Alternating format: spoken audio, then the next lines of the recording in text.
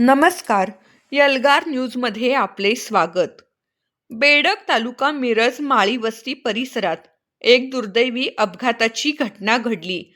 विजय श्रीकांत आवटे वय 55 राहणार बेडग माळी वस्ती हे रस्त्यावरून जात असताना त्यांचा तोल जाऊन ते विहिरीत पाण्यामध्ये पडले व त्यांचा विहिरीच्या पाण्यामध्ये पडून बुडून मृत्यू झाला. घटनेची माहिती मिरज ग्रामीण पोलीस स्टेशन तसेच विश्रामबाग पोलीस ठाण्याचे पोलीस कॉन्स्टेबल पोपट नागरगोजे व प्रदीप खाडे मिरज शहर पोलीस ठाणे यांनी तात्काळ एसआरएफ आपत्कालीन पथकाला जिल्हा आपत्ती व्यवस्थापन यांना दिली. माहिती मिळताच स्पेशल रेस्क्यू फोर्सचे पथक काही मिनिटात घटनास्थळी पोहोचले. परिस्थिती आव्हानात्मक असली तरी एसआरएफ पथकाने तातडीने कार्यवाही करत मृतदेह विहिरीतून सुरक्षितरित्या बाहेर काढला.